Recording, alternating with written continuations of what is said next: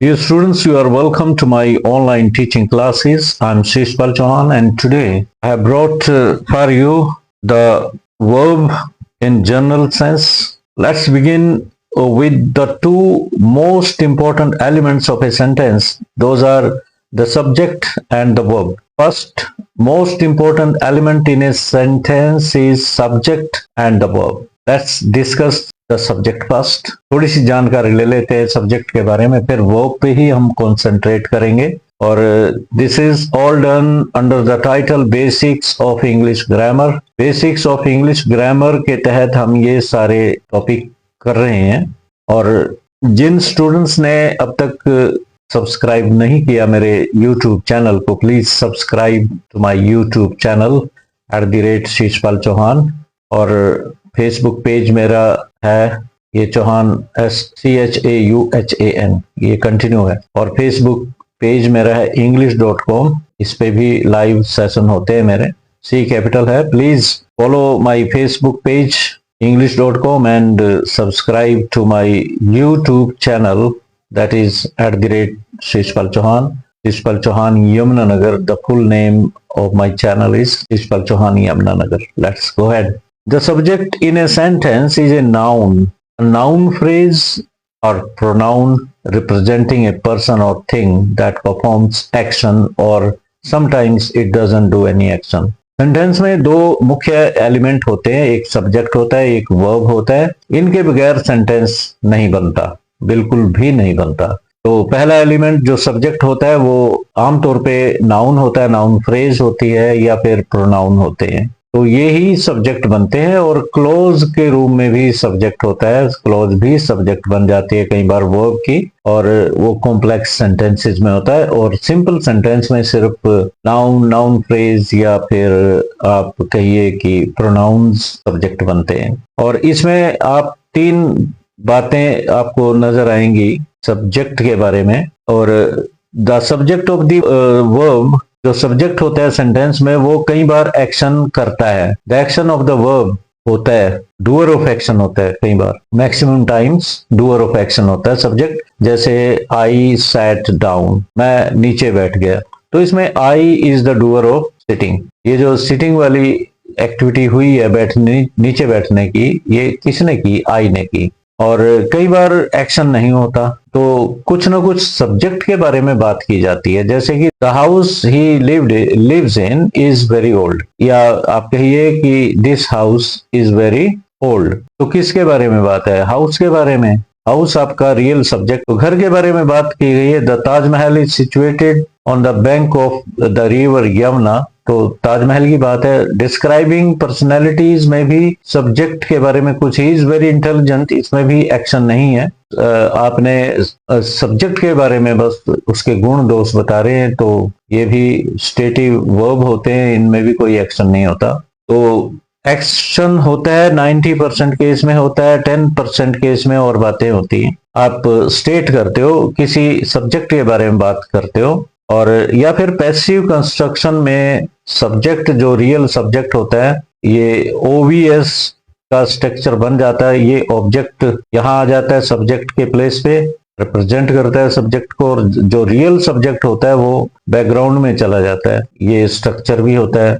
जैसे this book has been written by me, तो me जो डूअर ऑफ एक्शन आई है वो मी बन के पीछे चला गया, तो ये भी सिचुएशन बनती है सब्जेक्ट की। और ये पैसिव का बता दिया मैंने आपको। और रिलेटिव प्रोनाउन जो होता है वो भी सब्जेक्ट होता है। रिलेटिव क्लोज में जो जैसे आप कहिए I don't like the people who visit their friends और relatives at odd time, I don't like the persons और पीपल, तो इस तरीके से आप कहिए इनको कि ये भी सब्जेक्ट बनता है। ये जो पीपल है ये एंटीसीडेंट है हु का, तो हु भी सब्जेक्ट है यहाँ पे, इस क्लॉज में बन जाता है who visit the people. I don't like the people, I ये सब्जेक्ट है रियल प्रिंसिपल क्लॉज में, और ये ऑब्जेक्ट है इसका।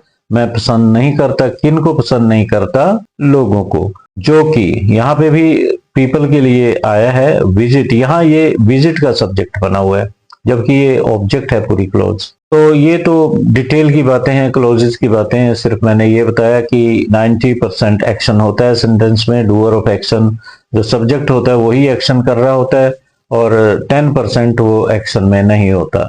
आगे बढ़ते हैं। अब कुछ क्वेश्चंस हैं जो आप सब जानना चाहोगे वर्ब के बारे में। 8-10 क्वेश्चन मैं आपको क्लियर करने जा रहा हूँ सब्जेक्ट के बारे में। आपके माइंड में उनके बारे में बहुत कुछ आ रहा होगा, तो उनको हम डिस्कस कर रहे हैं। What is a verb? पहली बात ये है वर्ब क्या होता है। सेकंड है, can a verb B of only one word? क्या वर्ब एक ही शब्द का होता है? Can you think of a sentence without a verb? क्या किसी सेंटेंस को आप सोच सकते हो बिना वर्ब के भी बन सकता है? और do all verbs show action? क्या सभी वर्ब एक्शन शो करते हैं? इसका जवाब आपको मिल चुका है। What are action verbs and auxiliary verbs? Action verbs और ऑक्सिलियरी वर्ब्स होते क्या है? What are transitive and intransitive verb? Transitive और इंट्रांजिटिव वर्ब्स क्या होते हैं? और फाइनाइट और नॉन फाइनाइट वर्ब क्या होते हैं? और रेगुलर वर्ब, इर्रेगुलर वर्ब्स क्या होते हैं? Regular verbs and irregular verb, ये भी टाइप है वर्ब्स की। तो ये क्या होते हैं? Irregular verbs. ये सारे आंसर आपको 1 by 1 स्ट्रीम में, इस लाइव स्ट्रीम में मिल रहे हैं।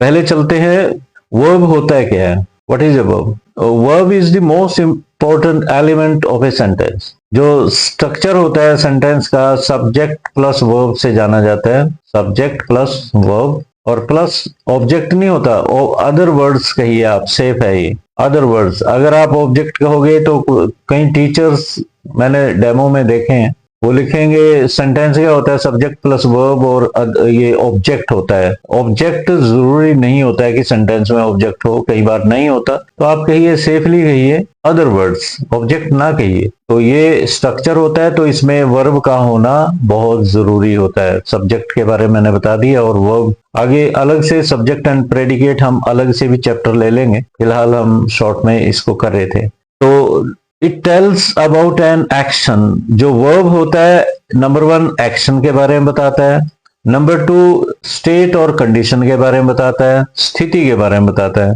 जो प्रेजेंट पास्ट फ्यूचर में घटित हो रही होती है। वर्ब में भी, ये तो बात हुई वर्ब की। वर्ब जो होता है, एक्शन वर्ब भी हो सकता है और स्टेटिव भी हो सकता है। जो स्टेटमेंट देता है, there is no action into that.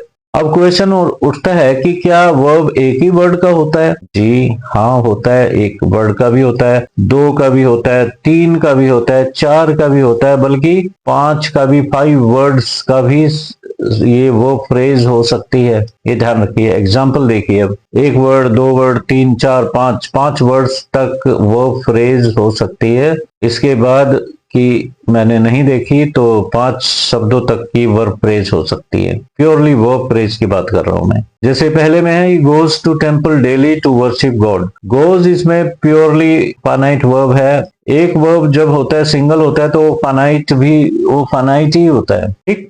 Non finite जब होते हैं, जब एक से ज्यादा होते हैं। हेल्पिंग वर्ब के बाद आने वाला नॉन फाइनाइट वर्ब होता है। यहाँ पे गोज टू टेम्पल, ये टू डिस्टेंस को शो कर रहा है, प्रपोजिशन है।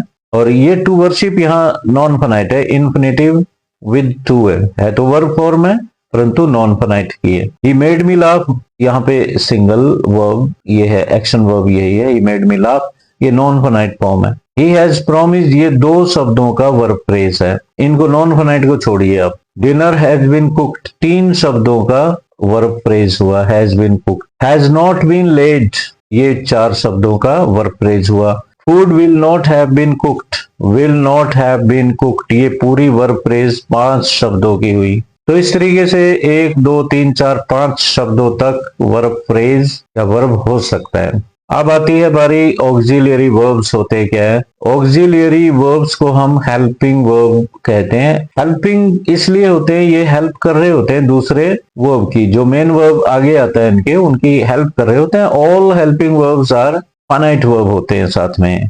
तो इनकी कैटेगरी तो आपको रट लेनी चाहिए, बार बार मैं आपको कहता हूँ। स्टूडेंट्स को तो हमेशा मैंने कहा कि रट्टा लगा लो इनको। तो अगर कोई पूछे बी टाइप वर्ब कौन कौन से होते हैं, आप एकदम कहिए बी टाइप में ये आते हैं, इज, एम, आर, वाज, वर, और डू टाइप में डू, डज, डिड, ये सारे रट लो इनको, आपके बहुत काम आने वाले हैं। तो ये बी टाइप पहले हुए, is, am, are, was, were, ये प्रेजेंट फॉर्म है, ये पास्ट फॉर्म है। हैव टाइप में हैज है प्रेजेंट फॉर्म है, हैड पास्ट है, डू डज प्रेजेंट है, ये डिड पास्ट फॉर्म है, ये डू टाइप वर्ब्स हुए।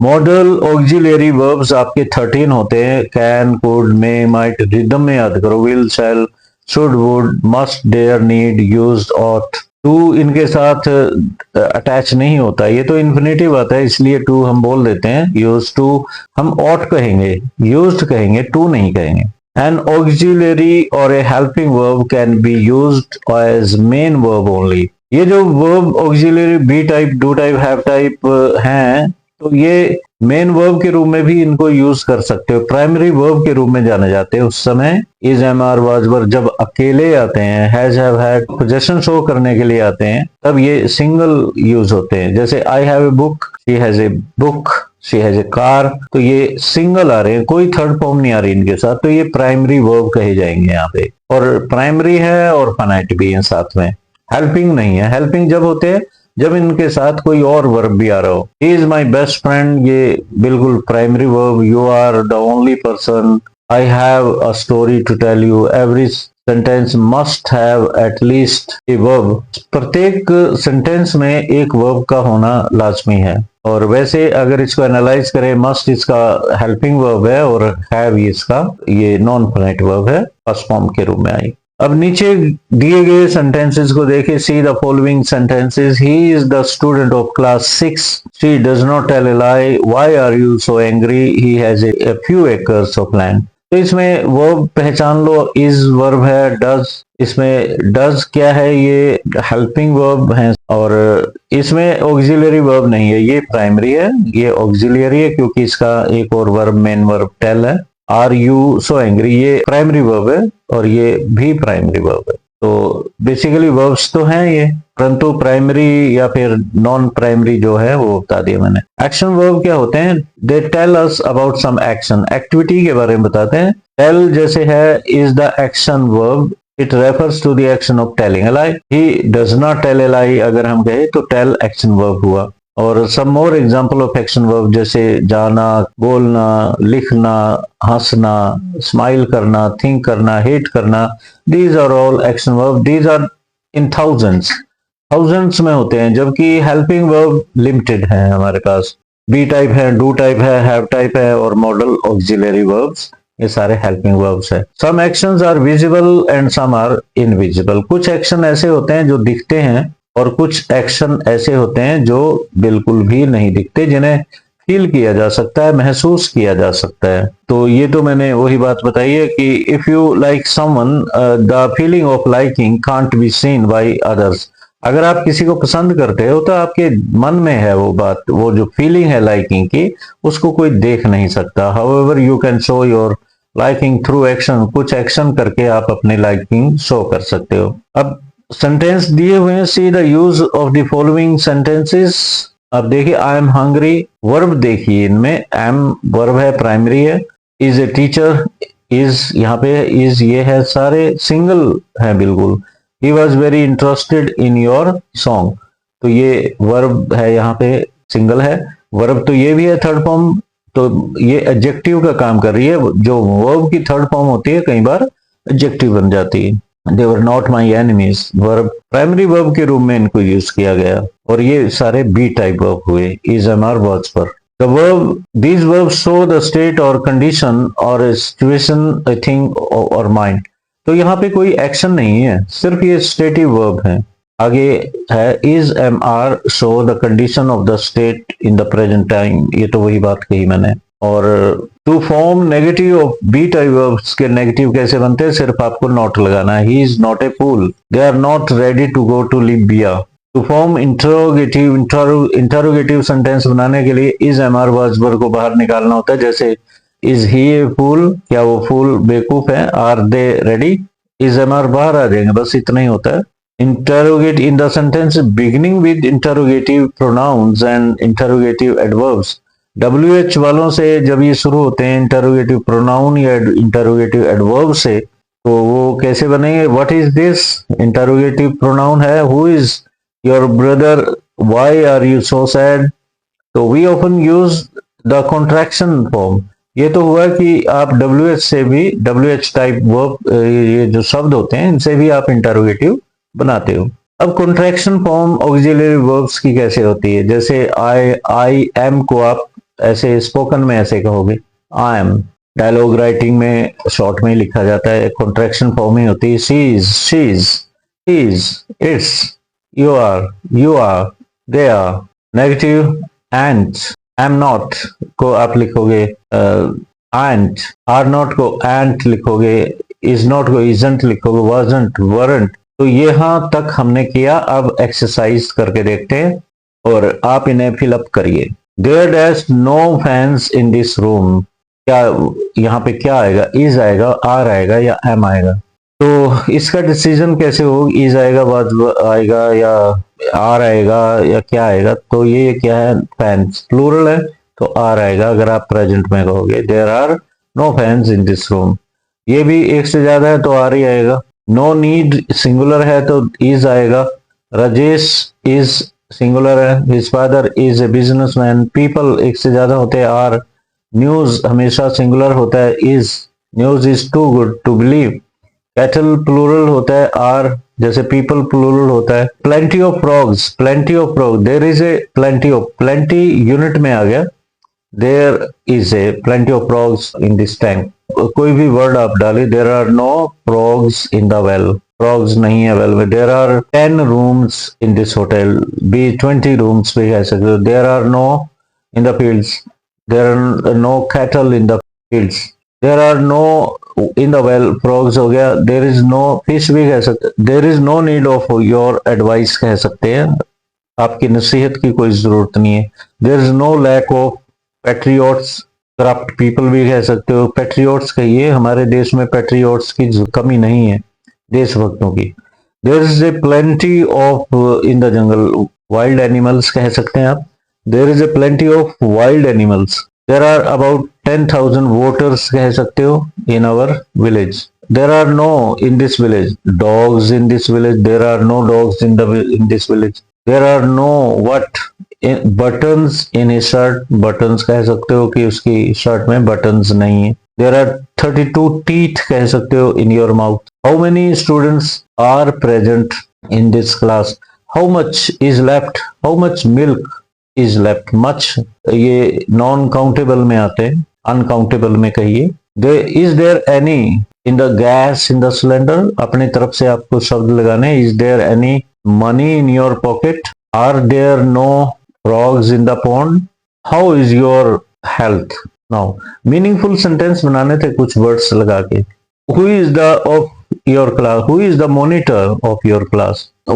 What's your name? सेंटेंस अपनी तरफ से बनाना। आप कह सकते हो अपना, ये प्रैक्टिस के लिए स्पोकन भी इससे बनेगी। What's your name? आप कह सकते हो my name is so and so, right? आप अपना नाम ले सकते हो, my name is so and so. What's your name? Who is your past friend? आपके पक्के मित्र है, मिस्टर सो एंड सो, या रजत इज माई पास्ट फ्रेंड आप कह सकते हो। What's your past time? आपकी पास्ट टाइम क्या, हॉबी क्या है? पास्ट टाइम जो होती है वक्त बिताने वाली, हॉबी से मतलब है past time. My past time is reading, is my past time, okay. Playing is my past time. What is there in your pocket? आपकी पॉकेट में क्या? There is nothing in my pocket. What's the time by your watch? It's 10 o'clock. Where's your book? It's lying on the table. Who was in your room? Nobody was in my room. Where's your teacher now? He is in the staff room. How much sugar is left in the canister? About 1 kg sugar is left in the canister. Why is Mohan absent today? He is not feeling well, therefore he is absent today. Where is the Taj Hotel in India? It's in Bombay. Is your friend a lazy fellow? Yes, he is. Tell a few qualities of your favorite teacher. My favorite teacher is so and so. He is very active. He is very smart. He is very punctual. He is master of his subject. He is very polite in behavior. He makes the students understand his topic in a very simple manner, in a very easy way. इस तरह से आप बोल सकते हो। Speak a few sentences about yourself. अपने बारे में। My name is so and so. I'm very, you can say, very conscious about my surroundings. I'm very polite to others. I respect my teachers and my elders. I get up early in the morning and go for a walk for half an hour. then I come back, take rest and take bath. इस तरह से आप अपने बारे में बोलते जाइए। Practice of primary verb, be type verbs की प्रैक्टिस है। आप स्पीक अबाउट योर सेल्फ तो अपने बारे में ही बोलोगे, आप अपना नाम बता सकते हो, age, father's name, mother's name, what they do और about their occupation, school, class, ये सारे पॉइंट्स आप नोट करिए, इनके बारे में लिख के देखिए, बल्कि आपको इज एम आर क्लियर हो जाएंगे। Speak about your father, mother, sister, brother, friend, कुछ भी आप उनके बारे में इज एम आर में ही बोल पाओगे। और कुछ वर्ब लगाने हो तो लगा सकते हो। Speak something about your fool, about your device like TV set, computer, आप लिख सकते हैं उनके बारे में।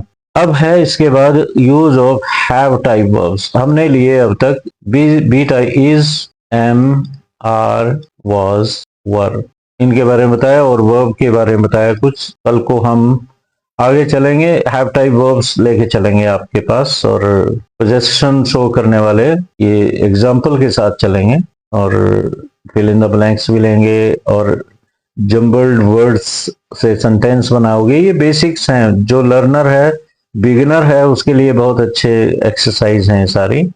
ये मैं करवाऊंगा सबको और पिकअप करना, ये एक्सरसाइज लेके ये कंटिन्यू करेंगे। लेट्स